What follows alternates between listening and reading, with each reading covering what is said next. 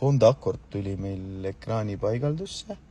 Praegust tehase poolt on siuke raadio paigaldatud ja vahetame ära ja vaatame, mismoodi ta siis välja nägema hakkab. Nii, lõpuks on siis ka see Honda Accordi ekraan meil paigas. Nagu näete, siis 9 tolli, millel siis CarPlay Android Auto võimalus. Samuti siis saame kasutada siin interneti raadioäppi, lisaks siis Waze. Samuti on olemas siis meil Google Mapsi kasutamise võimalus.